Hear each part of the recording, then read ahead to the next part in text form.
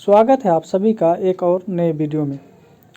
आज का वीडियो खास है क्योंकि बिहार बोर्ड परीक्षा 2024 में जो विद्यार्थी 10th का एग्ज़ाम देने वाले हैं उनके लिए बहुत ही खास वीडियो है। आज के वीडियो में हम लोग मीन यानी माध्यक के बारे में जानेंगे और स्पेशली माध्य से ही सवाल रहेगा और हम आपको माध्य, बहुलक और माध्यिका पे अलग अलग हम वीडियो ऑब्जेक्टिव का लाकर आपको हम समझाने के प्रयास करेंगे और बनाने की कोशिश करेंगे।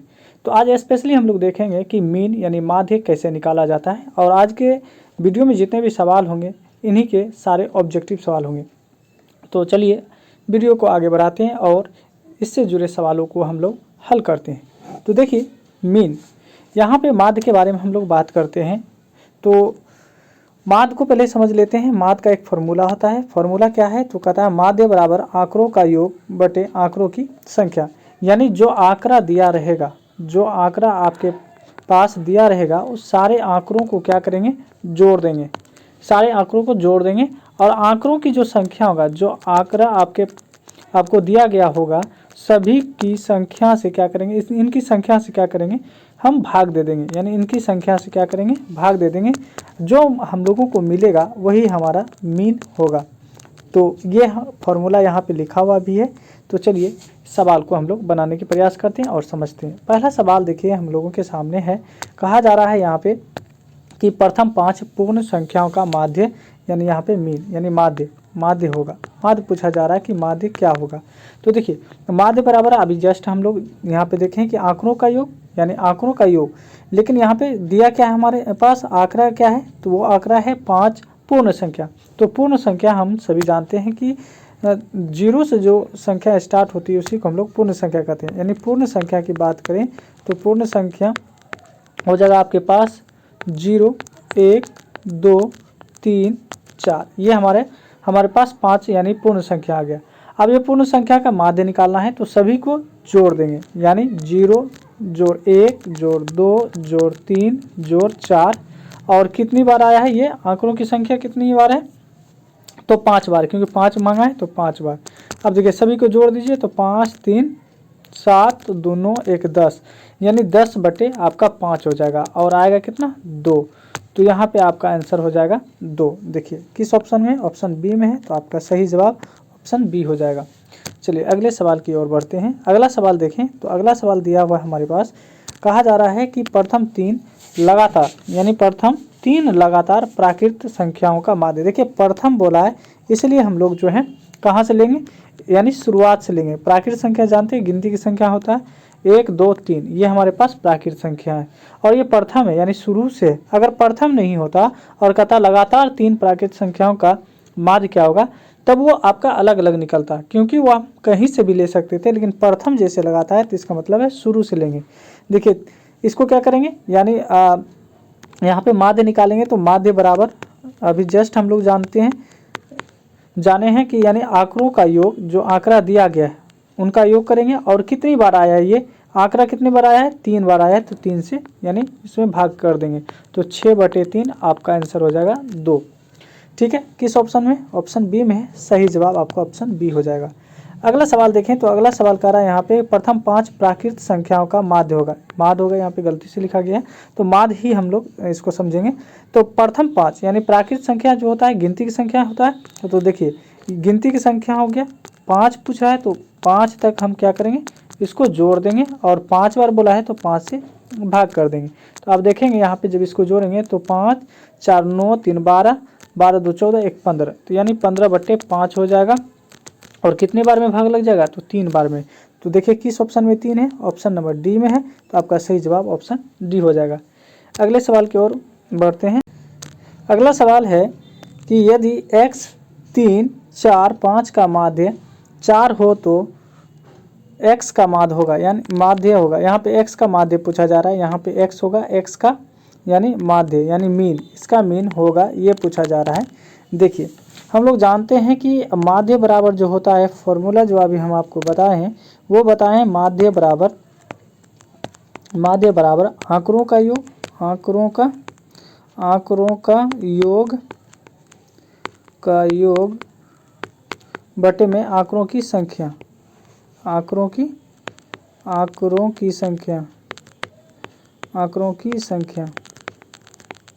देखिए तो यहाँ पे माध्य कितना दिया हुआ है आपके पास, ये दिया हुआ है 4। आंकड़ों का योग क्या हो जाएगा, तो देखिए x plus 3 plus 4 plus 5 plus, नहीं 5 तक ही दिया हुआ है तो 5 तक ही होगा। और देखिए कितने बार है, ये 4 बार है तो 4 हो जाएगा। अब देखिए ये 4 भाग में है, बराबर के साथ लाएंगे तो इस 4 से गुना हो जाएगा, तो 4 गुना 4 16 हो जाएगा। ये 4 इधर आएगा तो गुना हो जाएगा, तो 4 गुना 4 16 हो जाएगा। और यहाँ पे देखेंगे तो क्या होगा, 5 4 9, 9 3 12, यानी x प्लस 12 हो जाएगा। ठीक है, 12 को इस साइड लाएंगे तो 16 में से 12 घट जाएगा और वो रह जाएगा कितना, 16 में से 12 चला गया तो 4 रह जाएगा, यानी x का वैल्यू क्या आ जाएगा, तो 4 आ जाएगा। तो देखिए किस ऑप्शन में 4 है, तो ऑप्शन ए में ही आपका 4 है। आपका सही जवाब ऑप्शन ए हो जाएगा। अगला सवाल देखें, तो अगला सवाल देखिए यहाँ पे दिया हुआ है, कहा जा रहा है कि PQR का गणितीय माध्य, यानी माध्य ही होगा, यहाँ पे माध्य मांगा जा रहा है। तो माध्य बराबर हम जानते हैं आंकड़ों का योग बटे आंकड़ों की संख्या। तो आंकड़ा क्या है, P है प्लस Q है प्लस R है, और कितने बार आया है, तो ये 3 बार आया है। PQR कितना है, 3 बार है, तो 3 से डिवाइड कर दीजिए। देखिए किस ऑप्शन में, तो ऑप्शन डी में है, यानी PQ है ना, P plus Q plus R बटे 3 हो जाएगा। सही जवाब ऑप्शन डी हो जाएगा। अगला सवाल देखिए, कह रहा है आंकड़ों में, यहाँ देखिए परिसर पूछा जा रहा है, रेंज पूछा जा रहा है, रेंज यानी परिसर यानी रेंज पूछा जा रहा है। तो यहाँ पे देखेंगे रेंज क्या होगा, रेंज यानी यहाँ पे परिसर की बात करें तो परिसर कहता है कि मैक्सिमम जो वैल्यू होगा, मैक्सिमम वैल्यू में से मिनिमम वैल्यू को आप निकाल दें, वही आपका क्या हो जाएगा, रेंज हो जाएगा, यानी maximum value minus minimum value. तो देखिए मैक्सिमम में से मिनिमम को निकाल देंगे, तो मैक्सिमम कितना है, तो इसमें मैक्सिमम है 20 में से क्या करेंगे, घटा देंगे मिनिमम को। मिनिमम क्या है, तो 2 दिया हुआ है, कम से कम क्या है, 2 है। सबसे अधिक में से सबसे कम को घटाना ही आपका क्या कहलाता है, परिसर कहलाता है, यानी रेंज कहलाता है। तो 2 घटा दीजिए, तो 20 में से 2 चला गया तो बच जाएगा 18। देखिए किस ऑप्शन में 18 है, तो ऑप्शन डी में आपका 18 है। आपका सही जवाब ऑप्शन डी हो जाएगा। अगला देखिए, अगला सवाल है कि प्रथम 10 सम प्राकृत संख्याओं का माध्य है। प्रथम 10 सम प्राकृत संख्याओं का माध्य पूछा जा रहा है। देखिए जब आपसे प्रथम लगातार संख्याओं का पूछे तो आपको क्या करना है, इसमें आपको ध्यान रखना है। देखिए जब आपसे माध्य पूछे तो पहले पद को, यानी प्रथम पद और जो अंतिम पद होगा, अंतिम पद दोनों को जोड़ लीजिए। लेकिन शर्त यह है कि वो लगातार होना चाहिए, है ना, शुरू से होना चाहिए। यानी प्रथम पद और अंतिम पद को जोड़कर 2 से भाग दे दीजिए, जो आपको मिलेगा वही आपका माध्य होगा। ये बात आप जानेंगे, इस शॉर्ट में है, इस बात को आप याद रख लीजिए। देखिए इस सवाल को हम बनाकर आपको समझाते हैं। देखिए प्रथम यानी 10 सम प्राकृत संख्या पूछा, तो सम पहला 2 4 6 8, 8 के बाद 10, 10 के बाद 12, 12 के बाद 14 16 18 20। देखिए 10 पुर गया, 1 2 3 4 5 6 7 8 9 10। अब देखिए फर्स्ट वाले और लास्ट वाले को जोड़ लीजिए, तो फर्स्ट में 2 लास्ट में 20, दोनों को जोड़ेंगे 2 से भाग दे देंगे, तो 22 का आधा कर दीजिए 11।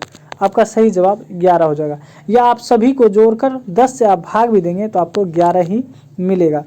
ठीक है, या आप ऐसे भी कर सकते हैं। देखिए दोनों तरफ से इसको यानी हटाते जाइए, 2 हट गया 20 हट गया, 4 हट गया 18 हट गया, 6 हट गया 16 हट गया, 8 हट गया 14 हट गया। अब जो लास्ट का 2 संख्या यानी बीच में बचा है ना, ये दोनों संख्याओं को जोड़कर 2 से भाग दे दीजिए, आपका सही जवाब मिल जाएगा। तो देखिए इसका सही ऑप्शन क्या होगा, ऑप्शन नंबर सी आपका सही ऑप्शन हो जाएगा, यानी 11।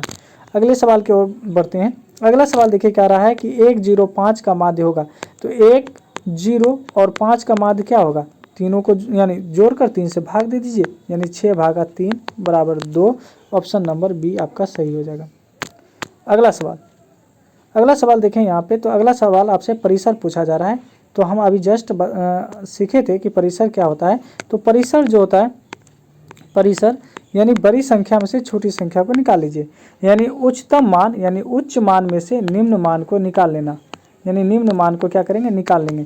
तो उच्च मान क्या है, सबसे अधिक क्या है, तो सबसे अधिक 30 है, और सबसे कम क्या है, तो सबसे कम अगर यहाँ पे देखें तो 9 के अलावा कोई है नहीं है, 9 निकाल लीजिए, तो बच क्या जाएगा 21 बच जाएगा। देखिए ऑप्शन ए में आपका 21 है, सही जवाब 21 हो जाएगा। अगला सवाल देखिए, अगला सवाल यहाँ पे कहा जा रहा है कि x plus 3, x plus 6, x plus 9 तथा x प्लस 12 का समांतर माध्य क्या होगा। तो माध्य के लिए हम जानते हैं कि माध्य के लिए क्या करेंगे कि सभी संख्याओं को जोड़ देंगे और जितनी बार वो संख्या आया है उससे उसमें भाग दे देंगे। जब भाग देंगे उसके बाद जो संख्या प्राप्त होगा वही हमारा माध्य कहलाएगा, ठीक है, या माध्य होगा। अब देखिए माध्य बराबर, तो माध्य बराबर हो जाएगा, सभी को जोड़िए, यानी x plus 3, x plus 6, x plus 6, x plus 9, x plus 9, उसके बाद x प्लस 12, तो x प्लस 12 कर लेंगे, x प्लस 12, ठीक है। सभी को जोड़ने के बाद कितने बार ये टर्म आया है, तो देखिए ये टर्म जो आया है टोटल कितने बार आया है ये भी हम काउंट करके उससे डिवाइड करेंगे। तो 1 2 3 4 5, यानी 5 बार आया, तो 5 से भाग दे देंगे, ठीक है।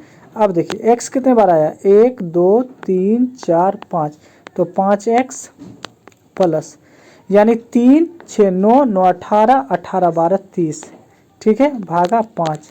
देखिए दोनों में कॉमन क्या है, 5 कॉमन है, 5 को अगर कॉमन लेंगे तो x प्लस 6 बच जाएगा और नीचे में हो जाएगा आपका 5, 5 से 5 कट गया, बच क्या गया आपके पास x प्लस 6। देखिए किस ऑप्शन में x प्लस 6 है, तो x प्लस 6 ऑप्शन 1 में है, यानी ऑप्शन ए सही हो जाएगा। अगला सवाल देखिए यहाँ पे हम लोगों के सामने है, कहा जा रहा है कि यदि 6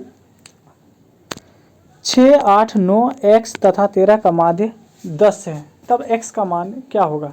तो हम लोग जानते हैं कि माध्य जो दिया गया है तो माध्य बराबर होता है दी गई आंकड़ों का योग, तो 6 जोड़ 8 जोड़ 9 जोड़ x जोड़ 13, आंकड़ों का योग बटे आंकड़ों की संख्या। ये कितने बार आया है, तो 1 2 3 4 5 बार आया, 5 से भाग दे दीजिए, 5 इधर आएगा 10 के तरफ, तो 10 बचे 50 हो जाएगा, ठीक है। अब देखिए 8 6 14, 14 9 हो जाएगा, आपको कहने का मतलब 14 और 9 23 हो जाएगा, और 23 में आप जो है 13 जोड़ेंगे तो 36 हो जाएगा, 36 जोड़ x हो जाएगा, ठीक है।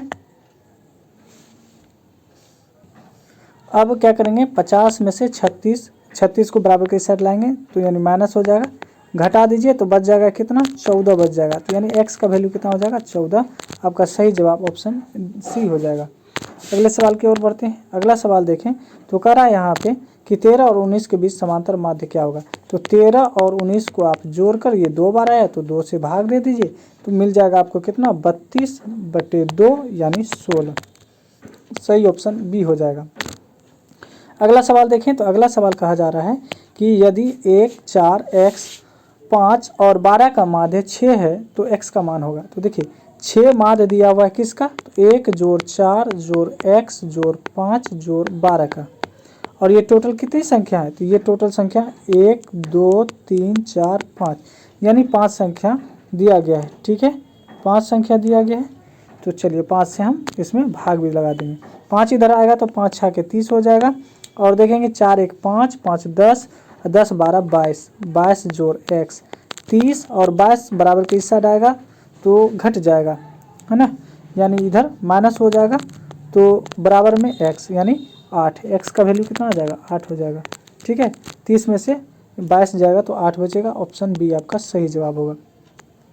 अगला सवाल देखें तो अगला सवाल कहा जा रहा है, यहाँ पे कहा जा रहा है कि कोई व्यक्ति सप्ताह में 10 7 13 20 15 घंटे काम करता है तो माध्य घंटा क्या होगा, यानी मीन आपसे पूछा जा रहा है। तो देखिए 10 जोड़ 7 जोड़ 13 जोड़ 20 जोड़ 15, ठीक है, और ये कितना बार यानी ये काम किया है, 1 2 3 4 5, 5 से भाग दे देंगे, जोड़ लीजिए, 15 20 हो जाएगा आपको 35, 35 और 13 हो जाएगा 48, 48 उसके बाद आप कहने का मतलब 7 यानी ऐड करेंगे तो 55, और 55 10 65, यानी 65 भागा यहाँ पे हो जाएगा आपका 5, यानी 13 घंटा, यानी उसका जो माध्य घंटा होगा ना वो 13 हो जाएगा, ऑप्शन बी सही जवाब हो जाएगा। अगला सवाल देखिए यहाँ पे है, और ये सवाल आपके लिए छोड़ देते हैं, और ये इससे नीचे जितने भी सवाल हैं वो आप लोगों के लिए छोड़ा जा रहा है। देखिए ये भी सवाल आप खुद से बनाएंगे, फिर अगला सवाल जो है ये भी सवाल आप खुद से बनाएंगे, और आखिरी सवाल जो है ये भी आप खुद से बनाएंगे और कमेंट करके बताएंगे कि ये जो बचा हुआ सवाल है इसका जवाब क्या क्या आ रहा है आप लोगों से। तो उम्मीद करते हैं कि आज का वीडियो आप लोगों के लिए हेल्पफुल रहा होगा। यदि आपको ये सारे वीडियो अच्छे लग रहे हैं और हेल्पफुल आप लोगों के लिए है तो आप हमारे चैनल से जुड़ें, सब्सक्राइब करें और वीडियो को शेयर भी ज़रूर करें। धन्यवाद।